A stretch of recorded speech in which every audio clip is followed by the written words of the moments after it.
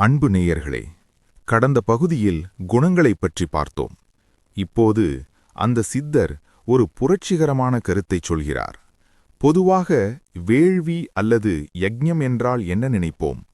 குண்டம் அமைத்து தீ வளர்த்து அதில் நெய் மற்றும் பொருட்களை அர்ப்பணிப்பது என்றுதானே நினைக்கிறோம்.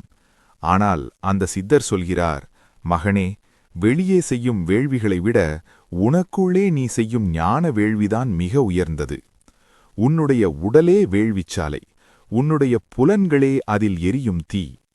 கேட்பதற்கே வியப்பாக இருக்கிறதல்லவா? இதை அவர் எப்படி விளக்குகிறார் என்று பாருங்கள். சித்தர் சொல்கிறார், உன்னுடைய ஐம்புலன்கள் என்னும் தீயில் நீ எதை அர்ப்பணிக்கிறாய் என்பதுதான் முக்கியம். ஒருவன் தன் காதுகளால் பிறரைப் பற்றிய தீய சொற்களை கேட்காமல் நல்ல விஷயங்களை மட்டும் கேட்டால் அவன் தன் கேள்வி புலனை அந்த ஞானத்தீயில் அர்ப்பணிக்கிறான் என்று அர்த்தம். இதை ஒரு எளிய வாழ்வியல் உதாரணம் மூலம் பார்ப்போம்.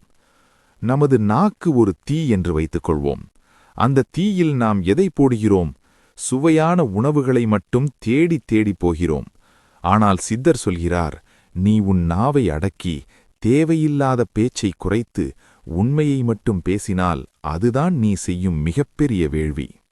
அவர் இன்னும் ஆழமாக சொல்கிறார், பிராணாயாமம் என்பது ஒரு வேள்வி, அமைதியாக இருப்பது என்பது ஒரு வேள்வி, எல்லா உயிர்களிடமும் அன்பு செலுத்துவது என்பது ஒரு வேள்வி. சித்தர் ஒரு இரகசியத்தை சொல்கிறார். வெளியே வளர்க்கும் தீயை அணைத்து விடலாம், ஆனால் உனக்குள்ளே எரியும் பசி என்னும் தீயையும் ஆசை என்னும் தீயையும் ஞானத்தால் அணைப்பவனே உண்மையான யாகம் செய்தவனாகிறார்.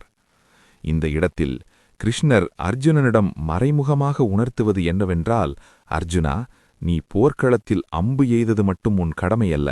உனக்குள் எழுந்த பயத்தையும் குழப்பத்தையும் உன் கடமை உணர்வு என்னும் தீயில் போட்டு எரித்திருக்க வேண்டும். அந்த உள்நோக்கிய போர்தான் உண்மையான வேள்வி. நமது வாழ்க்கையில் நாம் தினமும் எத்தனையோ வேள்விகளை செய்யலாம். ஒருவருக்கு உதவி செய்யும்போது நம்மிடம் இருக்கும் சுயநலத்தை பலியிடலாம். ஒரு தவறு செய்ய தூண்டும்போது நம் ஆசையை பலியிடலாம். இப்படி ஒவ்வொரு கணமும் விழிப்புணர்வோடு இருப்பதே மிகப்பெரிய ஆன்மீக பயிற்சி. இதை கேட்ட பிராமணனுக்கு ஒரு சந்தேகம் வருகிறது. சுவாமி, இதையெல்லாம் செய்யத் தெரிந்தால் போதுமா?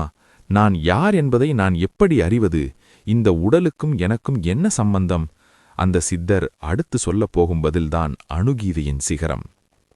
உடல் என்னும் கூடு மற்றும் ஆத்மா என்னும் பறவை பற்றிய அந்த ரகசியம் அடுத்த பகுதியில்.